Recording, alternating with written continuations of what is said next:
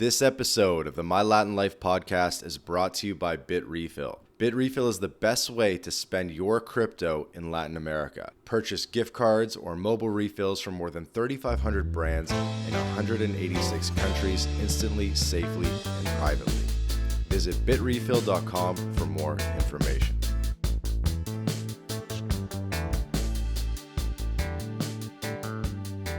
Welcome back to the My Latin Life podcast. Since 2014, My Latin Life has been your trusted guide to traveling and living in Latin America. My guest today is Jonny Hodl, host of the Staying Free podcast. Jonny, how's it going, man? Yeah, it's going good, man. Yeah, thank you a lot. Thank you very much for inviting me on your podcast. I'm happy to be here. Absolutely. Where are you calling in from today? So I'm in Puerto Vallarta at the moment, which is on the west coast, the Pacific coast of Mexico. So it's a beach town, or a large beach town, kind of small beach city, which is considered to be one of the safest places in Mexico, normally in the top two. So yeah, that's where I'm at the moment. I'm planning on leaving here in not too long. I've been here for around about probably 2 years now. Oh, wow. Kind of on and off. But yeah, planning on leaving here soon. The summer is pretty brutal, so probably planning to live somewhere a little bit more cool. Just maybe somewhere a bit more higher altitude, somewhere probably more in the middle of Mexico. But yeah, for now I'm here, and it is a great place. Would definitely recommend it if your listeners don't already know about it. Well, you endured the whole winter or the whole summer rather, because you're going to be leaving in November. So you're leaving at when the good weather starts. I know, yeah. It just happened to work out like that. I'm kind of at that age where it's just constant wedding seasons. So I have a couple of weddings back in Europe that are happening over the winter time, which that's the main reason for going during the winter. But yeah, it is kind of painful to be doing that. Like you said, I've enjoyed the whole summer here and then going during the best months. But it is what it is. You can't always necessarily plan for these things. But in an ideal world, it would have been the other way around. You're right, staying here during the winter and then going elsewhere in the summer. Yeah. Where are you from in Europe? Help us locate the accent. So I'm from Yorkshire, which is in the north of England. My accent is a little bit mixed, to be honest. I have kind of moved around a lot, and yeah, my parents aren't from where I'm from. They didn't grow up there, so I've got I already had a mixed up accent, and then from just living in different countries, I think that my accent's become even more muddied. So a lot of people think Australia. I get Australia a lot. Some people think American, but no, it's actually Yorkshire. So I'm from the north of England. Yeah. Okay, cool. Yeah, I've been to the Yorkshire Dales. It's a beautiful place.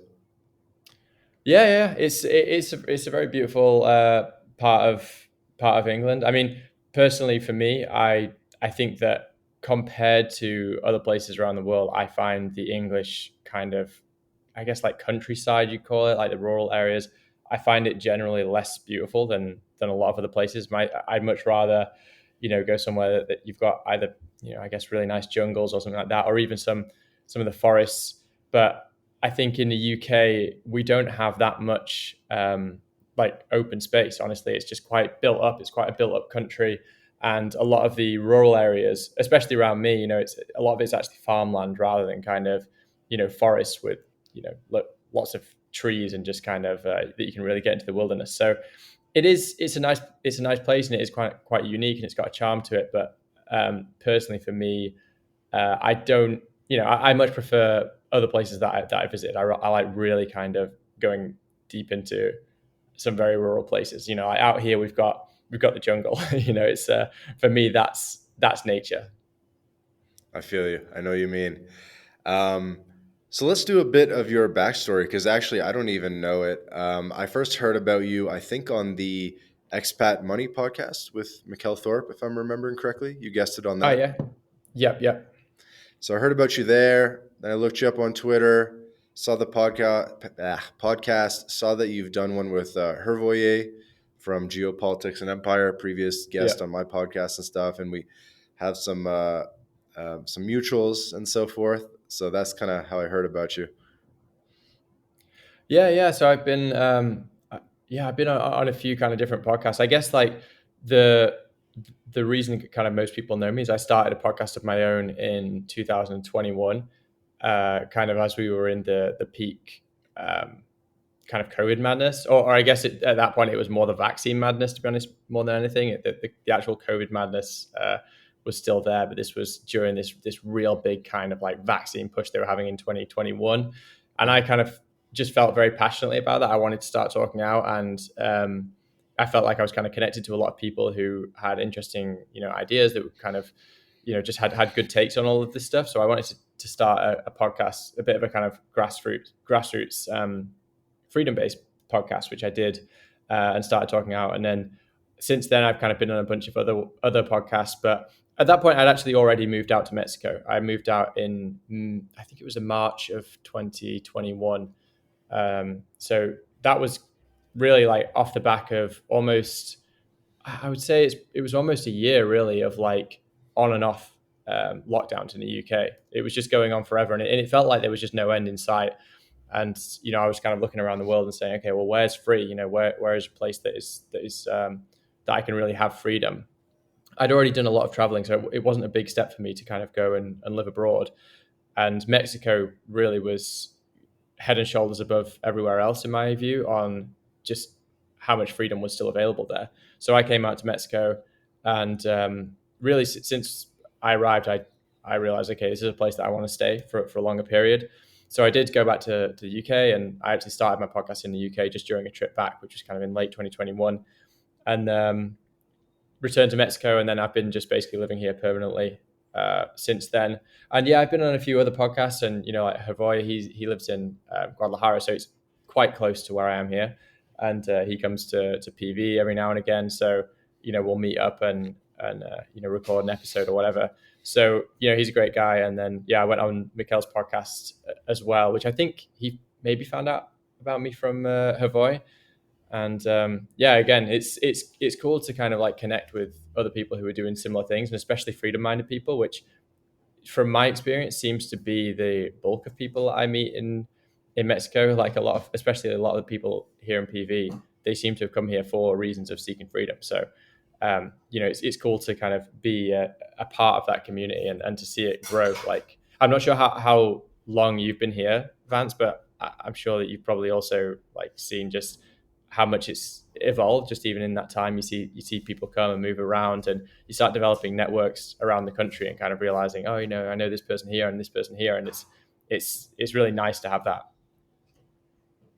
Mm-hmm. So how would you describe the expat community in Puerto Vallarta? It's known for having a lot of retirees, but what's going on with like the younger crowd or the tech crowd, crypto crowd? To be honest, I don't think it's that strong in that area. There's definitely a crowd for freedom, but like you said, it does tend to be a bit of an older crowd here. Yeah, that's one of my complaints about it, to be honest with you. Like, that's one of the things to be honest, like the main reason for leaving is honestly the climate, the weather aspect, just having extremely hot summers, particularly, that are a bit painful. But that is another aspect of it, is that a lot of the younger people, they tend to come and go. So you'll get people who come, especially in the winter period, you'll get people who come in, December, and they'll leave in February or March, and they'll just come for that period and hang out and do beach stuff. But in terms of the kind of more entrepreneurial aspects of things, like the tech scene and stuff like that, it's not very strong here.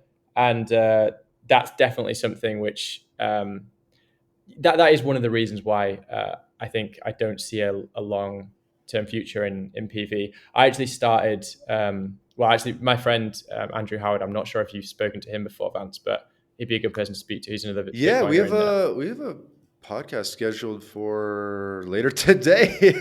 No way, really? Yeah. Oh, that's amazing. Yeah. He's a great guy. He actually was here, and he started a kind of Bitcoin community, which I've kind of continued. But to be honest, it's not very strong. Even the Bitcoin community has been quite hard to really get it going here, or to see kind of much traction there. I mean, the Bitcoin community did already exist, and there's a few people around, but it's nowhere near as strong as other areas of Mexico. So that is one of the drawbacks, I think, of Vallarta. But on the plus side, you've got really good. I mean, it's really safe for a start. I mean, during the winter, it is great. Obviously during the winter months, the climate's good. You've got a lot of great beaches nearby. You can do trips all over. You've got places like Sayulita and San Pancho to the north. I can't remember what the name of the place. I always forget the names of the places down south. I've not actually been to too many of them, but you've got a place called Yalapa. I'm not sure if you've been there, Vance, or if you've heard of it, but it's really, really beautiful place. You can get a boat there. You can only access it by boat or by doing a big hike. There's no road access, but you can go there as a beautiful beach and a lot of places to stay. But it's just like a little kind of jungle getaway. It's absolutely awesome. So there's a lot of really great places nearby. But yeah, in terms of your original question, like the tech scene and stuff like that, and the kind of young digital nomad scene, etc., there's not too much to speak of there.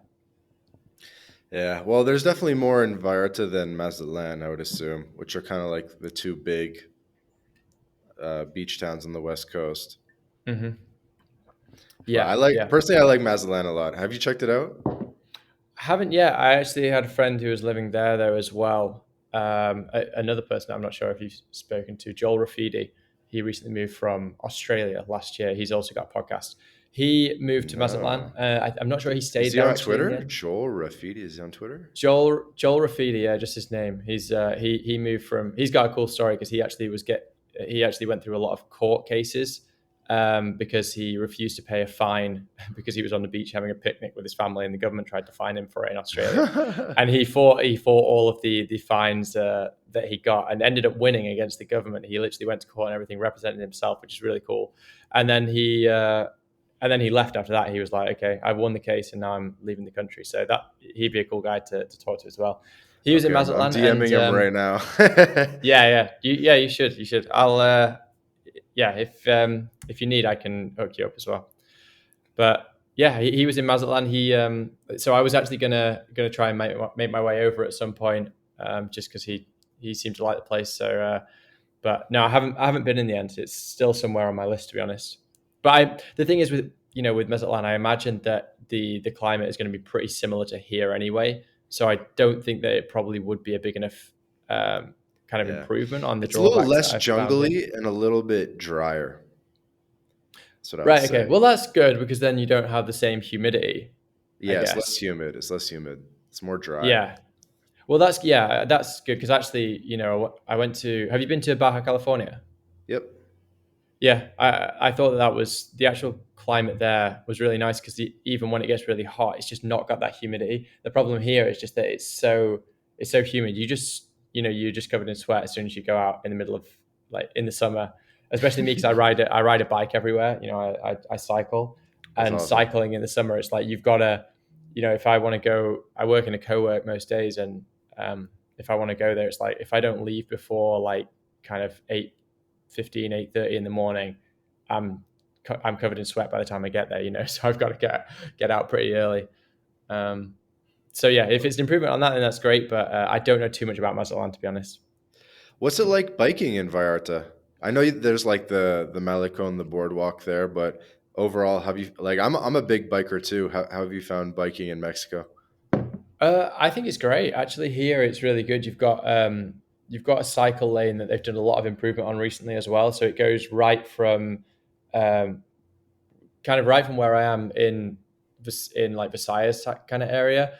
There's a cycle lane that basically goes all the way into the center, and it actually goes. I think it continues into Zona Romantica a little bit. So yeah, it's really good. I mean, you you can almost stay on the cycle lane the whole way. I mean, I don't because there's a quicker route just to take a road for maybe like 5 to 10 minutes, which doesn't have a cycle lane. But in general, I think it's good. I know that some people don't like cycling here, especially because people, I mean, I'm not sure what your opinion is on this, but people can be like pretty crazy drivers here.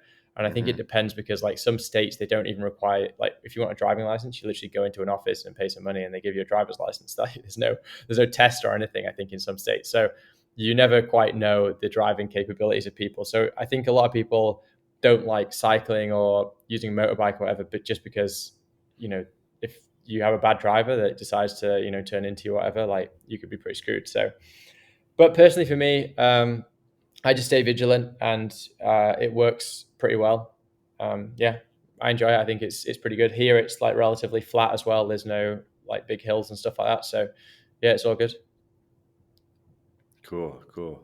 Bring me through a little bit more of your backstory. Were you in the UK up until escaping to Mexico? And I guess what's your kind of like technical or crypto or career background? Yeah, so I was in the UK. Actually, I wasn't completely in the UK until I left. I actually left the UK in 2018. Hmm. And I lived in Portugal for a little while. I lived in Portugal for about 3 months. And then I went to I went traveling to Asia and Australia. So I did about maybe 8 or 9 months in Asia, I think. And then I went to Australia and lived there for a little while. So I was actually in Australia when all this kicked off. And at that point, I was kind of trying out some different stuff. I'd left. My background is in kind of editing, and I was actually working as a developer at that point in Australia. I was kind of having a bit of a career change. COVID hit. Australia went pretty crazy, and I went back to the UK and carried on working and just kind of freelancing there, doing various jobs. But there was always a view to leave, and actually, my plan before COVID hit was I was going to go to Canada. I really wanted to go to Canada. I had like friends who had been there, and it just seemed like a cool place to live. It's quite easy to go and do the year abroad or whatever, Hmm. like the kind of working holiday thing. But then when I Hmm. saw what Canada did during COVID, I was just like, I can't do this. Like, I can't go to Canada. Like, I've seen too much. It's What's the point in going from one country, from one form of tyranny to another form of tyranny? I know it's a beautiful country, etc., but like, you have to take that into account. You have to. Unfortunately, we're going through times where you have to take into account the political situation because, like, you don't want to move to a country that is. I mean, like some of the stuff that Canada's talking about now about doing like price controls on food and stuff. It's like the red flags are all there. It's like, so the red Yeah. flags were there for me 100%. So I decided to just find somewhere that was free. Act on my convictions really, and say no. I know it would be easier to move somewhere that's I speak the language and somewhere that's a kind of more of a Western country and somewhere I've got family and friends, etc. But I thought, well, no, Mexico is the freest country in the world. If I'm going to make a change, if I'm going to really like make a change going forward into the future, let's make a big one. So yeah, I ended up choosing Mexico. But in terms of like career and stuff, I'm still like working remotely. I work in Bitcoin, and now I have like a couple of clients in the Bitcoin world, kind of doing mainly kind of media related stuff for them. And obviously that it actually worked out better for me, to be honest, because my clients are in Canada, and for me being here in Mexico, I'm in the same time zone pretty much, or roughly. I'm at the moment it's 2 hours difference, and it will, when the clocks change, it'll be 1 hour difference because obviously Mexico doesn't change its clocks now, which is a good thing. So it works out better. I probably wouldn't be able to, or maybe I could have done this job in the UK, but I might not have thought to do it. I might have thought it would just be like prohibitively difficult because of the time zone difference.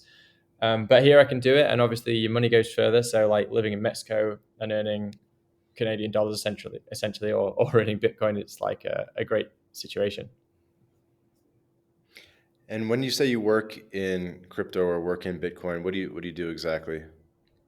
So I work in basically as doing like media related stuff. So it's mostly anything to do with kind of content creation.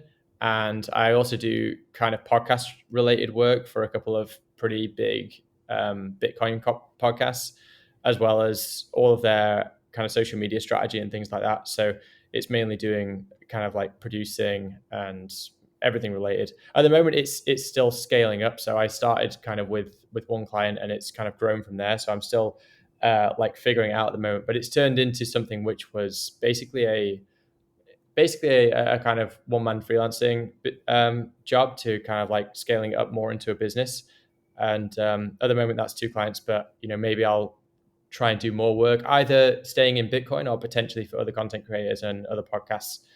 Because I guess like with doing my own podcast, I had the skill set there anyway. I just needed to kind of pair that with some of the stuff that I've been doing before. Like now that once I kind of became more skilled in podcasting specifically, it kind of opened new doors for me. And I was always keen to work in Bitcoin as well. Like, that was always something that I really wanted to do. Like I, it's kind of like my key passion, and also with kind of like moving countries and going to a new place and all the rest of it.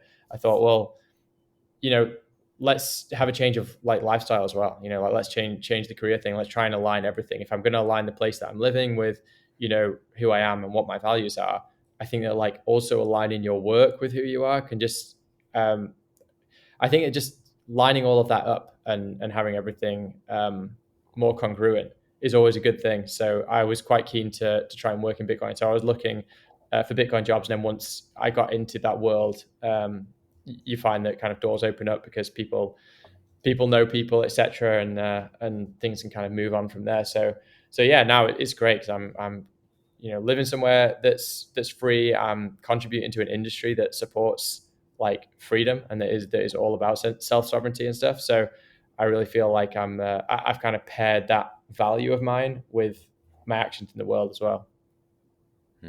This episode of the My Latin Life podcast is brought to you by Language Blend, the new best way to learn Spanish.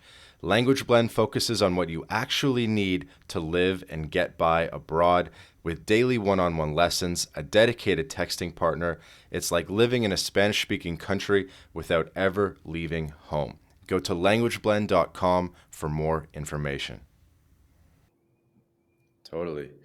And so would you say that the editing was the skill that kind of got you in? Because it's definitely good to just emphasize that if you want to work online, it's good to have a skill. Yeah.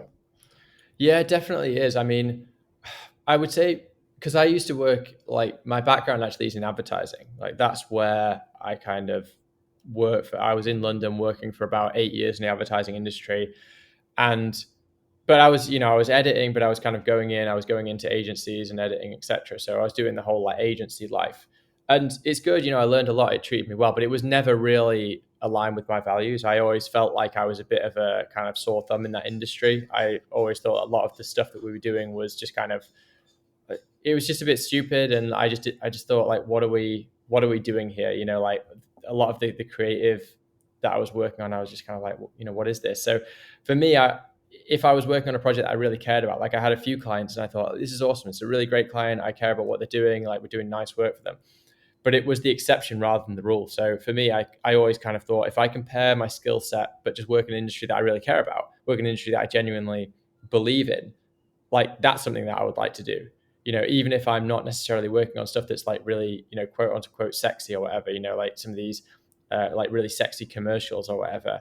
But if it's for something that I don't ultimately care about or believe in, then it doesn't mean as much to me. I'd rather be doing work which isn't necessarily sexy, but actually is in an industry that I really care about and that has a mission that I care about. So yeah, like initially editing was the thing that I kind of grew from. I was first of all primarily doing editing, but then it's kind of grown from there into like producing, researching, and now I've kind of got kind of like a small, just like ad hoc team of freelancers who I work with. Um, so I'm actually doing less editing now. I'm actually outsourcing some of that now and just kind of like managing the actual clients and figuring out kind of like what needs doing and trying to kind of like the grow the output basically. And so yeah, it's kind of like moved on. But just to go back to like what you were saying in terms of having like skills that you can do remotely, I definitely think that this is like something that everyone should work on. Especially, if you want to live abroad and stuff, you want to try and work online. Because I've had people who come to me and they say, "Oh well, like what's it like in Mexico? How is it like? Can I get a job there? Can I do this?" And my answer is always like, "Well, you should try to figure out a way to make money online." And I don't think it's that hard. Like it might be hard in the West. It might be hard if you're living in Canada or Australia or the UK or whatever, because you think, okay, well, how much do I have to make online to actually be able to make ends meet? Things are expensive. Like I've got bills to pay, etc. But if you live somewhere that you've reduced your expenses by 75%, then you don't need to make as much. And in many countries, they don't tax foreign income. So if you can figure out a way to make income from your home country and live in a country that doesn't tax foreign income, well, now you've got rid of even more expenses. So the bar is much lower. So I think that for people who are looking for that freedom and saying like, look, I want to work online and make money and I want to have more of a freedom lifestyle, a lot of the time they think, okay, well, I've got to make the exact same amount of money I'm making here, but you might be able to make 30 grand less but actually still have the same amount of money in your pocket at the end of it because you've reduced the Yep. expenses significantly. So people often don't do that calculation properly because they don't take into consideration things like tax on foreign income, things like daily expenses. They just look at where they are now. So um, and I didn't, to be honest. Like I was willing to just earn a lot less. I was just like, okay, well, if I make a lot less, that's okay. I'll have a better lifestyle. But in the end, I've actually done better for myself, like by moving countries. And I think that's the case for a lot of people. They just don't necessarily see it. But yeah, like you said, the first thing is just to have something that you can do online. And I think there's loads. You just have to be creative about it. You have to kind of just believe in whatever skills that you've got are valuable. And I think a lot of people, they don't necessarily believe that they have like valuable skills, or sometimes maybe they don't recognize them. But if you actually kind of sit down and think, okay, well, what are the things that I do day in, day out? What is the thing that I could teach someone if they said, what's the thing I'm an expert in? And it might be kind of obscure, but there might be a niche for you there that you can do that online and make something out of it. So, yeah. Yeah, totally. 100% agree. I'd love to let you keep riffing on this. We were talking offline about how we have a huge opportunity here with the newfound ability to work online and how it sort of coincides very nicely with the Western world crumbling. Yeah. Well, exactly. I think that you can see it happening, can't you? It's I think that the West is so I don't want to say it. I don't want to say just like it's all over completely, because I do kind of still hold out some hope. But I also just think that a lot of people, they cling to something which isn't necessarily right for them. Like in the third world, quote unquote, in developing countries. I mean, you'll know, living in Mexico, if people in Argentina or people in some other place, if they don't feel like they're having the life that's right for them there, they'll move. They'll move and find a better lifestyle. But there seems to be some kind of thing in the West where it's like, oh well, if things aren't going well, I've got to stick out here because I'm not going to just abandon my country. I'm not going to abandon where I'm from. Like, we need to make things better. We need to fight for it or whatever. And the rest of the world doesn't think like that. And actually, I think that mentality doesn't, on aggregate, have good outcomes, because if you're not willing to leave your country for, kind of greener pastures, well, what incentive does your country have to change? What incentives does the government have to change? I think that people moving around and saying, well, no, I am going to go somewhere. I'm going to go somewhere that I'm, have lower taxes. I'm going to go somewhere that, isn't doing like crazy, like teaching crazy gender ideology in schools, or whatever the thing is that you find, that you don't like about your country. You can go somewhere else and try to live somewhere that doesn't do that. And over time, I think that has positive impacts on the world, because countries will have to take account of that, because at the moment that's just not the Yeah. case. It's like Yeah, it'll there's this create more hubris. I think, competition. yeah, and I think it was someone in, I can't remember who it was. Was it the Californian governor or something? And he said something like, oh, where are you going to go? If people want to move out of California, like, where are you going to go?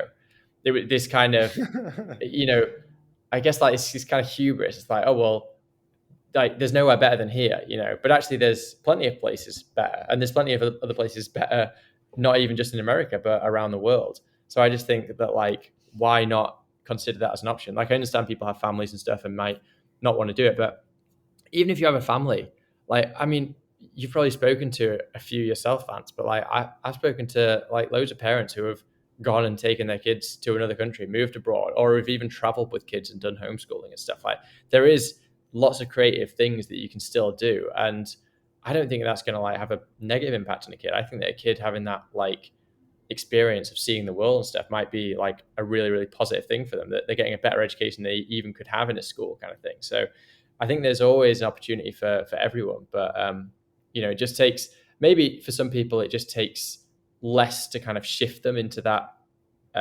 mentality. Like for me, because I'd done a lot of traveling, I was already just like, okay, well, I'm not gonna wait until complete breaking point to leave. I'm just going to see the signs, going to see the writing on the wall and leave. Other people might need more of a push, but I think that people having their mind open to that, to go into a different place, is always a good thing, like personally, and on a geopolitical level, I think it's going to make greater change as well. Yeah, I definitely agree with that. I think British people have always had that sense of adventure. Yeah, Maybe you're right. Maybe you're right. I mean, I'm not sure. I guess like we're probably more well traveled than some other people. I guess like probably. Where are you from, by the way, Vance? I don't know where you're from. I'm Canadian or American. Oh, okay, okay. Yeah, Canadians generally seem like pretty well traveled and stuff, but Americans, I don't see it quite as much. I mean, I see a lot of Americans like here in Mexico, but when I've traveled elsewhere in the world, not so much. But I guess like maybe Europeans, and on general like travel a lot. But the thing with British though is that I still think that there's this idea that amongst a lot of British people that it's like, oh well, we're still not that we're still like number one, but like that we have some kind of obligation to stay in our country. I don't feel like people feel that as much in like Central and South America. When I talk to people from Argentina or whatever who are living here, they don't seem to have any obligation like, oh, I need to stay in my country. It's like, well, I'll just go where I'm treated well. I'm going to go where I have a better quality of life, etc. I think that Mhm. exists more in developing countries than it does in the West. Do you think that this is always going to exist? This kind of, I guess, like what did you call it? Geographic arbitrage or geopolitical arbitrage? What did you call it? Geo arbitrage, yeah. Geo arbitrage. It's, Like, do it's you think not of it's not that? about the politics. It's more about the like earn dollars, spend pesos, earn money in areas Yeah, yeah, of, yeah, of yeah. the economy. You know what I mean? But Yeah. do you think that that will always exist? Because, or do you think that over time that these, I guess, these extremes of, you can take, for instance, let's take the country you can earn the most money somewhere like Switzerland, and earning like money from that country, working for that, and then living somewhere else or going to another country where it's, like Vietnam, let's say, or one of the cheapest countries in the world. Do you Hmm. think that that will always exist, or do you think that now that people are working remotely, you can live in different places? Now that like everyone's having to compete online and on the internet, you can, the people in the West are having to compete against people in the East, etc. Do you think that that's going to flatten out so that these extremes, so that arbitrage opportunity won't be quite as strong? Like, because I think it will, but I'm interested to know your thoughts on that. Yeah, I know there's that famous book. Is it called "The World Is Flat"? Something like that. Oh, I don't know Um, it. it's a famous book, and it kind of talks about this type of thing. I mean, I think it's going to take a long time to get there. So I think Yeah. we're in a really prime moment where there's still definitely going to be arbitrage opportunities for the next 10, 20, 30 years. I think one thing that might happen in the future is society kind of gets is that people are either going to be in one of two boxes. It's going to be people with location independence and people without location independence, and that's going to become just increasingly acute. Right. In terms of it's not like a have nots thing because I think what's going to have to happen is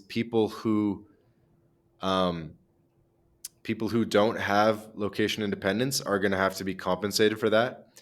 So I Hmm. think in some way, and I think we're already starting to see that a little bit, like people who are willing to work construction in Canada or Australia or the US can make, six figures doing construction. And because, they're kind of getting compensated for not having location independence in a way. Um, among other things. And so I think that's going to become increasingly acute in the future, where there's always going to be some jobs that are, uh, involve being in a physical location, and then of course loss of, and an increasing percentage of jobs will be online or location independent, and there's going to be sort of a like a give and take or like an interesting dynamic between these two groups of people because you're going to have some buddies that we can go to Tokyo for my birthday, and then you're going to have some buddies that don't have that luxury. Yeah, that's interesting. So you think that that's already happening? That those people who are getting paid a lot for construction or mining or whatever, that kind of lack of location independence is already priced in, or you think that's something that's coming down the line? I think it's starting to get priced in. It's obviously a combination of factors. It's, obviously we're compensating people for manual labor versus working in a cushy office. And that's kind of been what's mostly been priced in. But I think increasingly the lack of location independence is going to have to get priced in because that's just, it's a market. It's a Yeah, supply and demand. And if you want people to stay put, you're going to have to compensate them. But then I don't know, maybe there's some people who they actually just don't care for it anyway. So maybe the market won't demand additional pay because, I tend to think that people like you and me are the anomalies. We're not the rule. Like most people actually, they want to stay somewhere local, generally where their family is or whatever. So I'm not sure whether it's going to be necessary to to kind of like have to pay people more to not have the freedom of location independence. Although I guess you could argue, well, just by nature of them having to spend more in their home country, just by nature of the fact they can't live there without getting paid more, that in itself is a market factor as well. Yeah, I mean, I don't want to speculate too much because we'll see how this shakes out. But yeah, I think it's going to be increasingly acute, and obviously, just the percentage of the population that can work online is going to continue to grow. I know there's obviously been a bit of a back to the office push right now, but I think that that's just a slight bump in the road on the Yeah. chart. And it's really just gonna be like a stock market chart where obviously there's a little bit of up and down, but the long term trend is gonna be higher and higher in terms of the percentage of the population that works online, and it's gonna have Yeah. huge implications for the world in a lot of different ways. I think there's going to be an enormous migration away from cold areas and depressing areas towards warm, cheerful places, right? Like places like Vallarta have Puerto Vallarta, where you are now, have benefited from this tremendously because Mhm. previously the only people that could go there was like people receiving a pension or some sort of fixed income. But now the influx of digital nomads and stuff, it breathes new life into the place. And so you're seeing a huge um, uh, migration away from cold, depressing, boring places like, your Ohio's of the world and towards, sunny, fun places such as southern Spain or Vallarta. Yeah, I totally agree. I mean, I do. My worry though is that with these things, normally it takes politics, at least like 10, 15, 20 years to catch up to the nature of like Hmm. how things are actually changing in the real economy. And I Hmm. think that at some point, I mean, it's already starting to happen. I think that at some point they will try to stop people leaving. I think these governments will realize that they're just completely fucked if people just start leaving in droves, and they'll try and find ways. And I think that will be done by things like carbon credits and saying, okay, well, you can't get on a plane, you can't go and fly. If you do, then you're going to max out your carbon limits, and then you're going to have some global digital ID which says, okay, sorry, you've had this many air miles, so you can't fly again until next year, etc. Hmm. They could do something like that, or they could just try to do things like global taxation. They could try and do things like, for instance, I think America already do this, where they say, like, if you're an American citizen, you have to pay some degree of taxes here. You can't without renouncing your citizenship. uh, you still have to pay some taxes. And I think more countries will probably start doing things like that, because Yep. otherwise, what are they going to do? I mean, are they? These countries are going bankrupt, and people do irrational, not just irrational. It's actually rational. You could argue. I mean, it's terrible and it's tyrannical, but it's still rational. They'll do things like that when they realize that they're going to go broke. And I think that these countries are going to. They're probably looking already at saying, how do we deal with this problem of people going and living elsewhere, earning money online, and living in a cheaper country? I don't know. What do you think? You think that something's gonna change, like politically, to try to stop this movement? Hey guys, quick interruption to tell you about Bit Refill. Bit Refill is the best way to convert your crypto into gift card balances. These are gift cards that you can spend at hotels.com, Airbnb, Nike, and many more. You may remember Joel Valenzuela, previous podcast guest. He's been living on crypto exclusively since 2015, and he's a big consumer of Bit Refill. And so I asked Joel, I said, what do you like most about Bit Refill? He said that he likes the instant delivery, the precise amount so that you don't have to juggle a lot of gift cards, and he loves the global selection. Nobody else has this much selection of gift cards, over 10,000 gift card options across hundreds of countries. Go to bitrefill.com to sign up, and you can also use the code MyLatinLife for 10% back off your first purchase. Go to bitrefill.com for more information.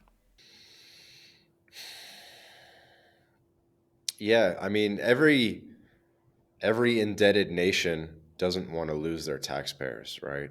And Yeah. so we saw that this year with Australia. They started implementing sort of a form of light global taxation or citizenship based taxation.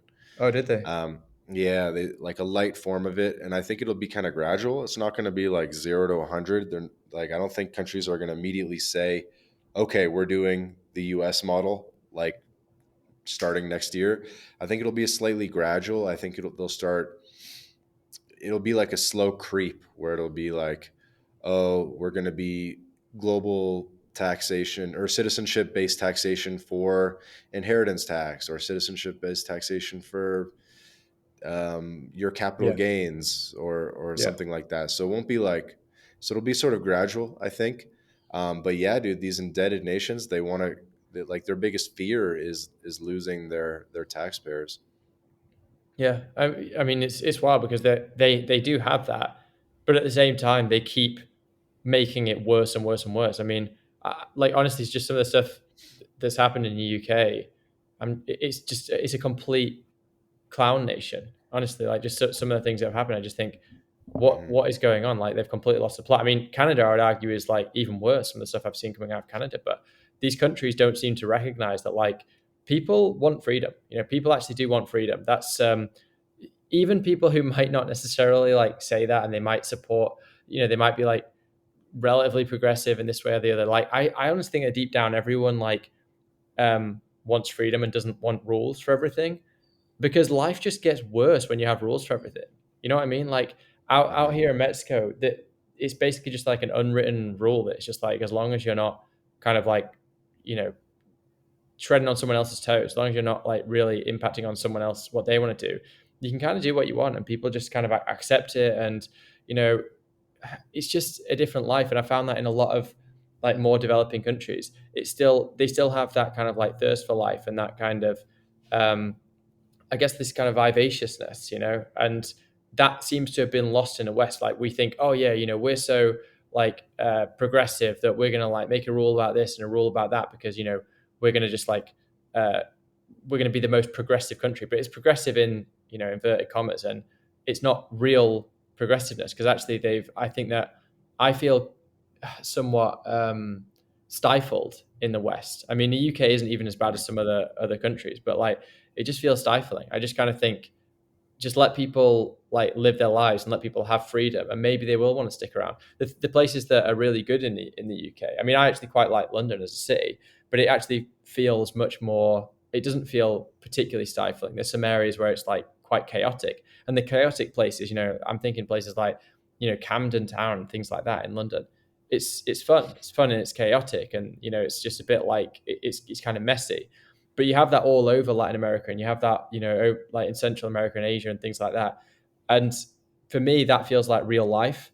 And I think that the more that the West kind of moves in this direction of saying no, we're going to sanitize everything. I mean, the UK recently, they're like, I think this has happened in Australia as well. The UK is doing it. It's like they're banning smoking, and it's like I don't like why just let people do. If people want to smoke, let people smoke, as long as they're you know okay. I'm not saying that you shouldn't have rules about like smoking in a car with a child or something like that, then fine, but it just seems like anything the government says, okay, well this is unhealthy, like where does that end? Like are we going to ban sugar? Are you going to ban alcohol? I actually think Hmm. on a long enough time frame all of these things are going to happen unless there's some change where people actually say, you know what, like we actually care about having being able to make choices in our own lives. Unless there's this big cultural change, it's going to continue along this path until one day people just wake up and go, I'm not allowed to do anything. I'm not allowed to have any fun. I'm not allowed to do anything that I want to do. The government has prescribed my entire life because they want to try and avoid danger and avoid risk. And that just doesn't, that mentality doesn't exist in these more developing countries. And I think that it will always fail. It will always collapse into itself. So I think if these countries really want to keep their tax base, rather than saying, hey, we're going to start doing global taxation and this, that, and the other, well, people will just renounce because actually people want freedom. So the best thing that these countries can do if they really want to keep their tax base is have some level of freedom and personal responsibility in their own countries and allow people to just make decisions for themselves and feel Hmm. unstifled. I mean, that would be my advice, but it's just I don't see it happening. No, I totally agree. I mean, in the UK, if you're driving and you speed or you run a red light, the ticket's automatic. They got Yeah. the camera, they charge your credit card immediately, and it's just like a taste of things to come. Yeah, yeah, exactly. There's a lot of that going on. I think that it's a mentality, and I don't think it's even just necessarily the government. I think the people have the mentality as well, and that's why I just wish that more people actually travelled and could experience other parts of the world.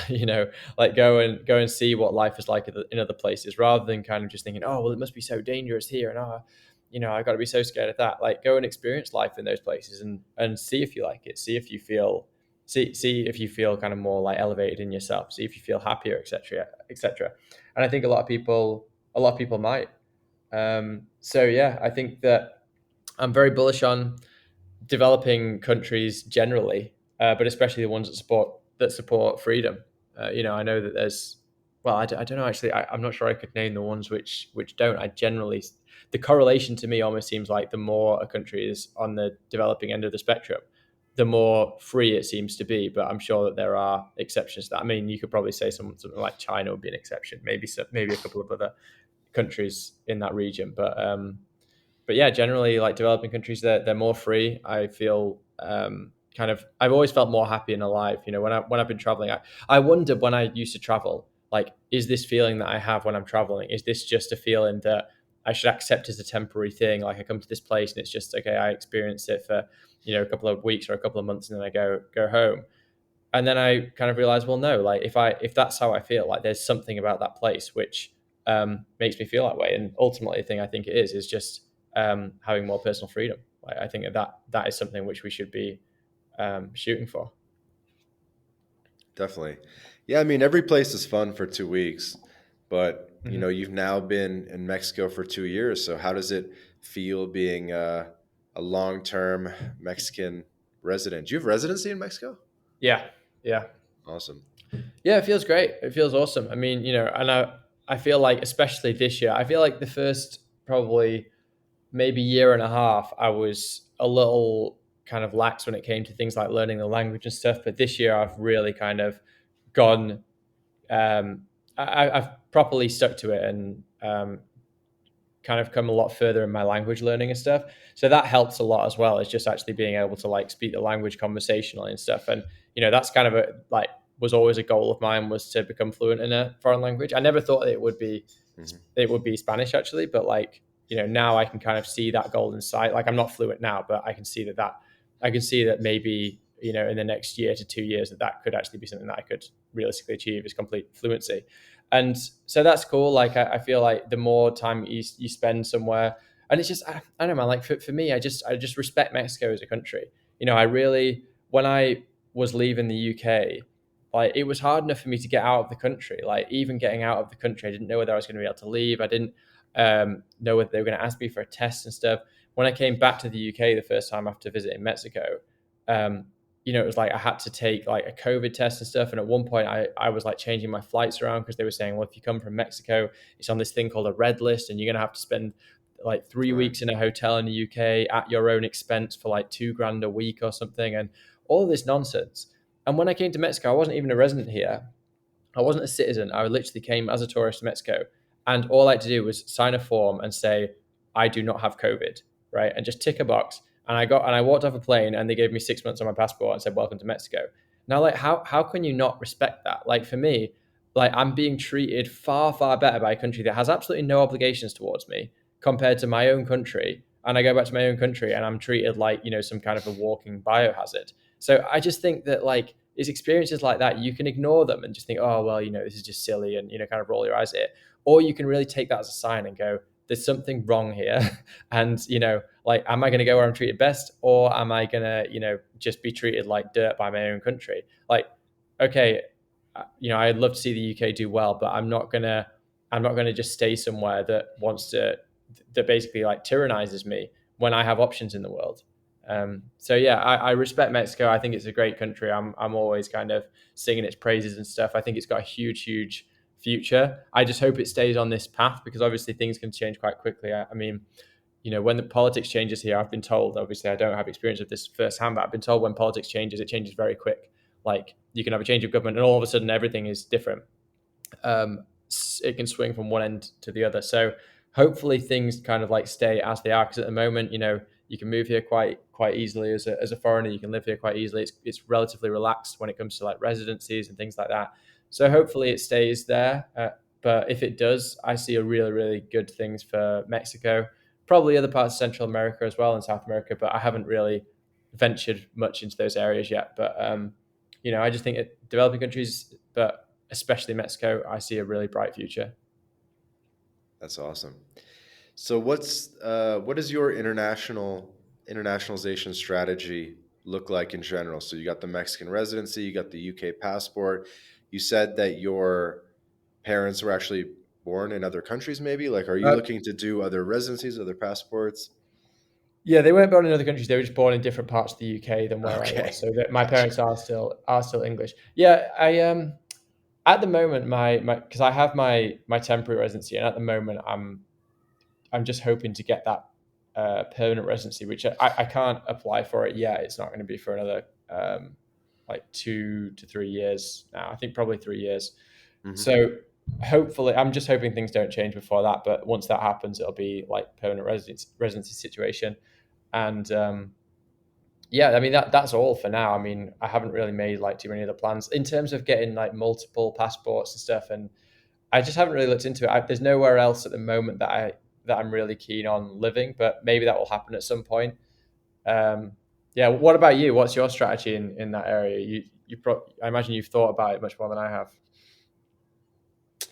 Yeah, I mean, I'd like to be a Mexican citizen one day. I think that would be cool. Um, and my question for you would be, so you said you're going to Europe, doing a little bit of a Europe tour. Are you potentially considering some of the freer parts of Europe now as a base, or are you just doing like a little bit of a rip for wedding season and then coming back to Mexico? Yeah, that's it. Really, it's not. I mean, I do plan because I mean I'm going back with my girlfriend who is Mexican, so I want her to see some things that she won't have ever seen before. So I guess my thoughts are, well, we're going back for the winter. Obviously, it would be great to go back for the summer and for her to experience the like the European summer. But since we're there in the winter, we might as well Yeah. kind of go all in on the winter vibes. She's gonna So know the real deal. exactly, yeah. So she's going to know like what it's genuinely like to be cold. She's never seen snow before.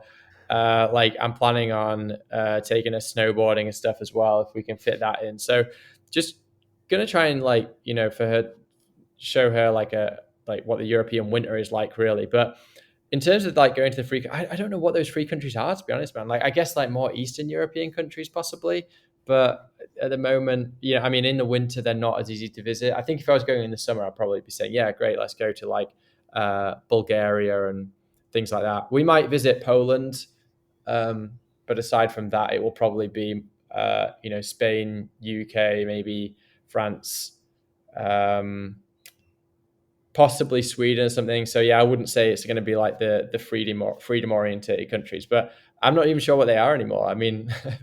you could probably Portugal, count them you're on one bearish in hand. Portugal. You're done with Portugal. Yeah, I would quite like to go back to Portugal. I do think that Portugal is a good shout. Portugal is probably a rare country that's not in Eastern Europe that still has some level of freedom. So would be cool to visit there. I'm not sure whether we'll go this winter. Um, Probably save it until going there in the summer at some point. But yeah, Portugal is a great country. I really liked. When I lived there, I really really enjoyed it. I lived in Lisbon for 3 months and it was awesome. So Hmm. But do you think Portugal was part of the reason you left, that they were talking about implementing crypto stuff? Like, by the way, do you get paid in crypto or a mix of crypto and fiat or? yeah, I have the choice basically. I have the choice, so it's the option is there. Um, Put it that way. I don't want to say too much about the nature of it, but yeah, it's working for Bitcoin companies. Normally, there is the option to. It's not always the case, but normally there is the option. And I mean, because for me, basically I'm, a UK. I only have citizenship in the UK. I have like my banks are generally like UK based, but I'm working for Canadian companies, for Bitcoin companies. So it's all a bit of a mix to be honest. But no, when I was in Portugal, the reason I was there was not for that. I was training there I was doing like a boot camp, like a coding boot camp to learn to be a developer. Oh, That's cool. what I was kind of in Portugal for. So it was always going to be for 3 months. That was basically like the time I was going to be there. But yeah, it was great. I mean, I love the country. The reason when I actually did this boot camp, the plan, I didn't really have particularly firm plans afterwards, but I decided during that time, because kind of left London, I'd left my job, I'd left. I say left my job. I mean, I was freelancing, and I kind of said to my clients like, I'm going away indefinitely. I'd broken up with a girlfriend that I've been kind of living with and things like that. So I kind of had this clean slate for the first time in a long time when I was in Portugal, and there was always the option that, okay, well, I can just go back to the UK, go back and live in London, etc. But I just made the decision like, okay, I've severed so many of these ties, so many of these kind of things that were tying me to the UK and that were tying me to London. Um, why stay there? Like why go back? Why just kind of go and try to um, continue my life there when I can do anything now. So initially I went to Japan and went snowboarding in Japan because it was something I'd always wanted to do. And then I just stayed in Asia, and I really loved it there. I Have you done much traveling in Asia, Vance? No.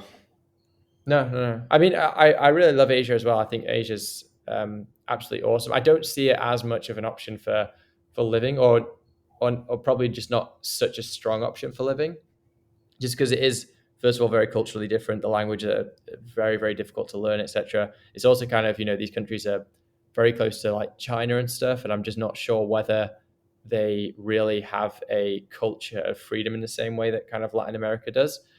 But I do think it's a great place, and I had an absolute blast there and stuff. So yeah, it was after living in Portugal for a while. That was when I just said, hey, like I'm just going to go and like just go where the wind takes me, kind of thing, and just explore some different things. It was when I'd done bits of traveling before for maybe up to about 6 weeks at a time, but at this point I kind of went away, and I didn't return to the UK probably for like a year and a half, and that was when I just kind of realized that this could be a lifestyle. The doors opened up to me in terms of being like, okay, like this is something that I could potentially do. I think you learn a lot doing that kind of thing, and if it wasn't for that experience, I don't think I would be here living in Mexico now. Do you think you could ever live in the UK again, or have you just been fully converted by the LATAM pill, the freedom pill? I don't see it.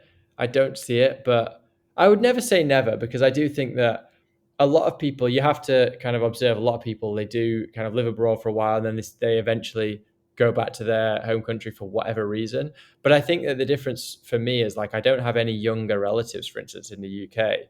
Like my relatives are all older. So, and my brother, he lives in Canada. He doesn't live in the UK either. So there's not really there won't be really any like family reasons to stay. It's not like it's a lot easier, I think, to kind of make a new life. So I don't see the reason for going back. However, I would never say never, because just for instance, when I first came to PV, I never thought, I was like, this is the place I want to stay. This is awesome. Like, I love it. I don't want to leave here. And then after kind of living for a couple of years, like, the summers are really, really hot and stuff. So I don't think you necessarily know how you're going to feel on a, you might know how you're going to feel like on a year to year basis, but it's difficult to predict how you're going to feel 10 or 20 or 30 years. Maybe at some point you say, oh, you know what, I want that familiarity again. But I don't see it personally. I don't see it. I don't know whether Mexico will be the place I'll always stay, but I don't think I will go back and live in the UK, honestly. But yeah, I always reserve the possibility that I will have a change of heart at some point. But yeah. El Salvador. Well, I've been to El Salvador, and honestly, for me, like, I don't understand why. I say I don't understand. Like, I understand why Bitcoiners want to go and live there, and why a lot of people are saying, "Okay, no, I'm going to go and help build this Bitcoin economy and stuff." And I respect it. I respect the hustle there. But I don't know if you visited it, Vance, but I just found it kind of boring. It's not got particularly great beaches. I just didn't I didn't get the same. I don't know. I just didn't feel like it was a particularly enjoyable place to be. It was just a bit. It was just felt very average to me. So if I'm gonna kind of change my life, which I have done, like in a significant way, and move to a different country, I want to move somewhere that's really got like great vibes that I kind of can um, enjoy and appreciate every day. And I did kind of feel like with El Salvador, it's totally different. It's so much more not just of a developing country, but just even kind of culturally, it's very different to Mexico. I don't feel like it has the same beauty or the same things that you can do and the same opportunities. So, like, I don't know. I respect those people going over there and because of the Bitcoin thing. But for me, I think that Mexico is probably going to do way more. I think that every country is going to be Bitcoinized at some point anyway. So I think I like going Really? and yeah, I think it's going to happen because these fiat currencies are not going to last. So every country is going to basically have to either become irrelevant or they're going to have to, in some way, become Bitcoinized. Like I just don't see any other way for it going. I mean, are they all going to go back to the gold standard? I don't see it. So I think that, and especially now that you've got some countries which are becoming Bitcoinized, like El Salvador, that just pushes everything in that direction. I think that that's gonna be the standard. I mean, when we see this next bull run, you're going to see like huge riches come into places like El Salvador, and other countries are going to say, well, we've got to do that. How are we going to compete if not? So for me, moving to El Salvador now and being, maybe 5 or 10 years early to something which is probably going to be inevitable across the globe, it's not worth it. I'd rather just live in the place that's really awesome anyway, that's going to be even more awesome when Bitcoin comes down the line.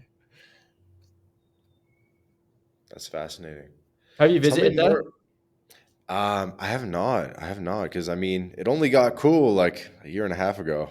So Yeah, I exactly. got, Yeah. I I mean, I know gotta. that like surfers like it and stuff because it's got good surfing. I'm not a surfer personally, so like I don't really care too much about that, but I didn't see a good beach the whole time I was there. Maybe I, should have gone to more places around the country. I was only there I think I was there for about a week and a half or 2 weeks. So maybe I should have spent more time, but there you go.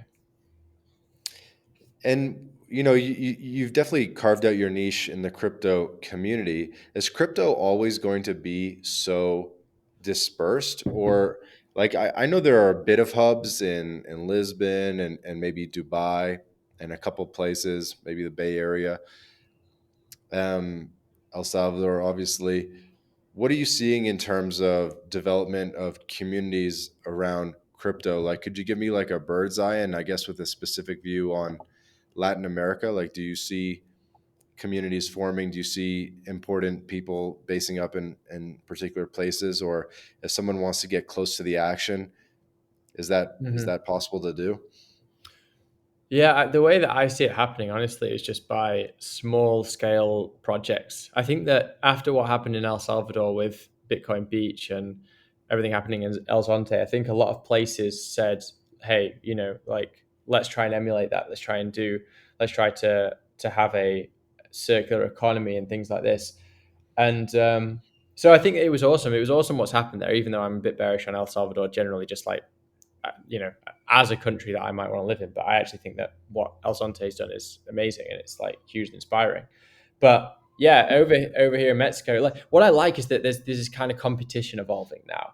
I mean, I know that Andrew Howard's going to be saying this when he speaks to you, just like what he's doing over there in like San Miguel, and I think he's living in Querétaro, but he's doing this the Bitcoin stuff.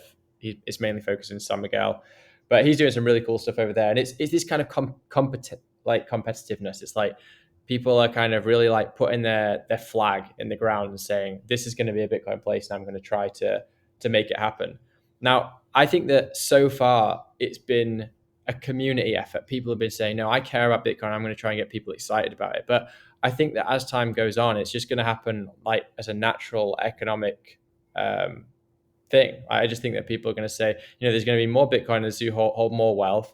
Like they don't want to go and sell their Bitcoin exchanges. They don't want a taxable event like that. They'd rather just spend it. Um, and then there's other people who they'll want to keep it because maybe they want to avoid taxation themselves. Maybe they just want the dark money. I mean, as governments become more bankrupt, maybe they'll go, ridiculous on taxation, and people say, well, I want to accept money, but I want to take the cash, or I want to take, Bitcoin because if I put this through the banking system, I've got to pay all of this tax on it and I can't afford it. I mean, I'm not advocating for it. I'm not saying they should or shouldn't do that, but I'm just saying like naturally that's what happens. I mean, even in the UK or something, like if you're like the tradies, the people who are like plumbers and electricians and stuff, they all want cash. They all want cash because they don't have to run it through the books. Like, let's not beat around the bush and pretend it doesn't happen. So as we're moving into more of a digital economy, I think that Bitcoin is going to be a very strong option for that kind of thing, because it's going to be like way quicker and easier than even taking cash. Like you can just pay someone in Bitcoin. So I think that more people are going to accept it, because it makes economic sense for them. More people are going to want to spend it because they have a lot of their savings in Bitcoin, and also they just want to use it. I mean, I always try and use it. If a business here accepts Bitcoin, I'm paying in Bitcoin. Like, I'll just buy the Bitcoin back again afterwards. It's just because I want to support it. I want to support. I want to support the economy essentially. So some people will do it as a hobby thing, but I think more and more it's just going to become an economic decision. And so I think all these factors are going to play into it: the competitive aspect, the economic aspect on the receiver part, the economic aspect on the spender part. I think it's all just going to keep compiling. Like, in my opinion, it's just an unstoppable train. It's going to keep on going, and that's why I think I'm not in a rush to move somewhere like El Salvador and say I want to get in on this Bitcoin economy, because the Bitcoin economy it's just going to keep going anyway in whichever country you are, even in legacy countries like Canada and England and France or whatever.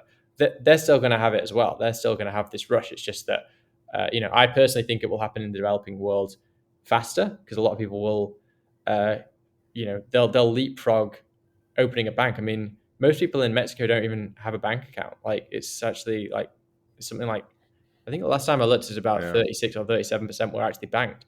Like, they're going to skip that and they're going to go straight to Bitcoin, in my view. Like, why would you go through all of that ordeal when if you want to take digital payments and etc., like, you can go straight to Bitcoin? I think that will happen in a lot of places. So um, yeah, I kind of rambled on that one. I'm not sure if I answered your question. No, it's cool. It's cool.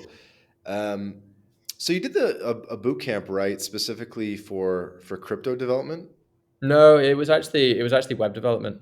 web development. Oh, okay. Yeah. Okay. Got it. Yeah, I Yeah, mean, it was I'm something I wanted to do, but like in the end, it was something I always wanted to learn, and like I'm glad that I did it, and I still use a lot of it, even though I'm not like a developer. I'm not like a freelance developer. It's not the main thing that I do or anything, but there's still a lot of that I use, and I personally think that everyone should have some kind of training in it, and it always irritated me that I didn't understand it. Like, the web was a mystery to me. Like, I would open up a web page and be like, how the hell is this happening? How does this button do this? And how does all of this data like get exchanged, and how's the back end working, and how's it working with the front end? It all baffled me. So it was something that I always wanted to do. So I have no regrets about going and unlearning it, even though I don't work every day in that now. But yeah, that was the original kind of inspiration. Hey everybody, hey everybody. Quick break from the podcast to tell you about Language Blend, the best new way to learn Spanish. Language Blend was co-founded by Jake Nomada, friend of the podcast, decade of experience in Latin America, and Jake and his team, they put everything into this program that they wish they had in terms of how to level up quickly with your Spanish language skills. Because the faster that you can get conversationally fluent in Spanish, the better the experience that you're going to have in Latin America. So go to languageblend.com for more information. Yeah, I was just checking because I haven't taken the leap, because I think it is a big commitment that you need to allocate time to, but I think it'd be cool to start learning Solidity and uh, being able to do some of the technical side of the crypto. If someone wanted to get into crypto in a bigger way, like maybe they just have a Coinbase account and that's about it. Like, how can someone start getting more involved, learning more, and just basically move beyond Coinbase? Yeah, I would say that like the first thing is just buy some Bitcoin, even if that is on an exchange like Coinbase, some kind of like centralized exchange. Like, fine. Just the first thing is to just actually own it and to kind of understand what you own. And then I would say just like sending it around. It's like download a wallet on your phone, figure out how to like spin up an address to receive, and then send that Bitcoin to your wallet. try playing around with then sending it to potentially another wallet or sending it to a friend, and have a play with how the different fees work, like changing your fees, and then maybe seeing, okay, what happens? How long does it take to confirm a transaction with these fees? And then maybe you can move on a bit further and try and experiment with the Lightning Network and things like that, and try and learn about that. I think that with all these things, it's just a slow, steady process of trying to educate yourself. Like initially, it's going to seem baffling, but I always say to people, like, just try the first step. Like people will come to me and be like, look, I want to buy Bitcoin because I think that it's got a lot of value or whatever, but like I don't understand mining, or I don't understand this, and I don't understand. And I just say, like, okay, forget about mining. You want to buy Bitcoin, so learn how to buy Bitcoin, right? Learn how to open an account and exchange, and then just buy it. Don't even learn how to take self custody yet. Just buy the Bitcoin. So just buy $10 of Bitcoin if you want, and then say, okay, now how do I take custody? And learn the next step as your needs evolve. Then you can learn the next step. So then it's like, okay, I'll take it to a phone wallet, and then you say, okay, like how do I use a hardware wallet? How do I properly take this into cold storage, etc. So I think that just like learn what you need as you reach that step. I mean, and I'm a Bitcoin guy. I'm not a crypto guy. I went down the crypto rabbit hole as well, like for a while, and I did believe in it for a long time. And I kind of came back at the end of it after having I made some wins and I made some losses, but in the end, I kind of abandoned like crypto as a concept and kind of just thought, okay, well, like I believe in Bitcoin. I'm going to focus all my energy on this. So, like for people who want to learn more about the like crypto stuff, I just can't really give any advice about that. I know that people want to go down that rabbit hole because I did, and I think it's just a natural thing that you get curious about it. But personally, for me, I just stick with Bitcoin. But I understand that everyone wants to like learn about those things, and sometimes you need to go down and maybe like buy a few like tokens that end up crashing to zero before you kind of go, oh, okay, like maybe I didn't know as much about this thing that I thought I did. But for me personally, I ended up kind of going down that. I sold all of my like altcoins in, I think it was 2020. I just said, right, okay, I'm done with all of this. I'm just going to like focus all in on Bitcoin.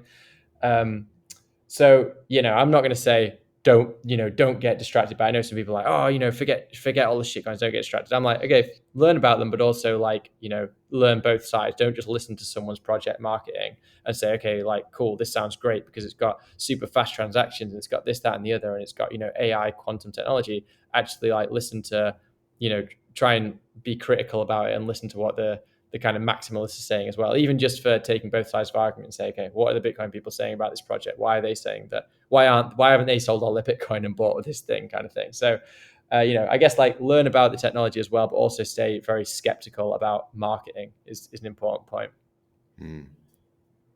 All good advice. All good advice. Well, let's get to wrapping up. It's we're recording in Mexico and it's only like 1 p.m. So I'm sure we both have a lot of stuff to Yeah. do today. I think my episodes at night go longer because I'm just like drinking wine and nonsense. But Nice.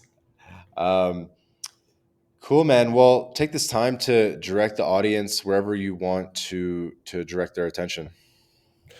Cool. Yeah. Well, I mean, if you want to hear more of my ramblings and hear, me speaking to people about freedom and self sovereignty and all that good stuff, check out the Staying Free podcast. You can get it on basically all the normal like podcast platforms. The Twitter is Staying Free Pod. The link tree is link.tr.ee or something like that /Staying Free Pod. So it's got all the links there to different platforms and stuff. And yeah, like take a listen and reach out to me if you want to reach out to me. I'm always happy to connect with people if people want to chat. And yeah, Vance, thanks for letting me on. Oh, by the way, my audio is normally better as well. I promise it's normally better. My mic decided to play up before No, we it's started. perfect. It's perfect. I Audio's have to good. mention that because I'm like, yeah, I'm super annoyed. Like normally I actually take more care out of my audio. My mic has given in on me, but hopefully it'll be good for my next recording. But yeah, Vance, thanks for having me on. It's awesome. I'm glad that you're doing this. I think it's great that you're kind of like cultivating a community of people who are living in Latin America, and like you're definitely getting people excited about all this stuff, and people should be excited about it because like you said, there's a huge opportunity right now to live more free, and people just need to see that freedom's in front of them. Like people need to kind of like just look for those opportunities and it is really exciting. Life's there for the living, right? And I think a lot of people need to kind of just take that by the horns a little bit more. So yeah, like thanks again for having me on. Congrats to all you're doing with the podcast, and I hope that we'll stay in touch. And say hi to my friend Andrew Howard when you speak to him later. I'm sure you'll have a great convo. Yeah. What should I ask him? I mean, well, he's just done this recent project about like he's actually got Bitcoin being taught now. He's got a Bitcoin course being taught, I think, in at least one school, if not like a bunch of schools in San Miguel. It's called Meet Yeah. Premier Bitcoin, which is I think, Yeah. That's how I heard about him. I was like, wow, yeah, this yeah, is yeah. sick. Which is absolutely awesome. Like he's absolutely killing it over there. So he actually when he was here in PV, like the community was small. It wasn't. It's not a particularly strong community here in PV, but I think he really managed to find his place in the Bitcoin community over there. So that's definitely something to ask him about. But he's an interesting dude. So I'm sure you'll have a great chat. Awesome. If you think of anything in the next couple hours, just DM me on Twitter. So Yeah, Staying Free podcast is Jonny's podcast. If someone wanted to like, what's your favorite episode? If someone wanted to listen to one and get a feel for it, what do you think's the best first episode to send them to? So I did one for episode, I think it was episode 50. I think maybe about 10 episodes back or something. And it was called The Spirit of Freedom with two guys they're from the UK. One of them actually lives in Poland now. But we were just talking about all the ideas to do with freedom and self-sovereignty and just kind of like living a authentic life. And it was a really interesting conversation. It was just quite a nice, like mellow one. But there's a load of different ones on there. I mean, if the most recent one I did was with a guy called Guy Swan, who you might have heard of, Vance. He's like quite a big Bitcoiner. And I actually worked with Guy Swan as well. And we did an episode all about libertarian values and all about libertarian ideas and kind of like going into some real edge cases of it as well. So kind of talking about, where are the limits of libertarian, ideals, like where are the limits of anarchism kind of thing. And, is statism valid in some sense and stuff. So that was an interesting one. So, some of them are a bit more like kind of like philosophical and theoretical and, some of them more spiritual. There's a bunch of ones. I would say like check out the episode title. Normally it's a good gauge as to what you're going to get from it. Sick, man. I noticed you do the 0 in front. So I want to see you hit episode 1,000 to screw up the numbers. Oh, that's true. Yeah, I didn't think about that. It's going to screw it up, isn't it? I should have accounted. Long ways away. Yeah, it should be 0-0. Give yourself some runway. No, I'm just joking. What are you on now? I think 115 are published. This one will probably be 120 something. Oh man, that's a lot. Yeah, I mean it's hard work, man. Like I'm sure like it's just people think that podcasting is just an easy. It's just like okay, just hit record, do an episode, and bam, like we're all done. Like it's just so much work. I mean, there's just endless amounts of stuff to do with them. So yeah, getting to that kind of number is amazing. I mean, I only record once every 2 weeks, which is mainly just because it's what I have time for. But I also tried to make it so that the episodes is like interesting as well. I don't like to just have episodes just kind of for the sake of having an episode. Like I like to pick my guests, and sometimes I'm like I don't know what guest to have this week, so I won't kind of like force one if I don't have the guest for it. But yeah, I mean it's super hard. So like congrats for breaking the 100 mark. And thank you. And I do 2 a week, man. So the audience, Jonny's doing one every 2 weeks. I hope you guys appreciate how much work this is. Yeah, that's a lot, man. That is a lot. So yeah, that's impressive if you can get in 2 episodes a week. Yeah, shout out to our sponsors, Language Blend, Bit Refill, helping make this possible. But yeah, let's wrap it up. Jonny, this has been another episode of My Latin Life podcast. Again, my guest today, Jonny Hodl, host of the Staying Free podcast. All the links in the show notes. Thanks everyone for listening.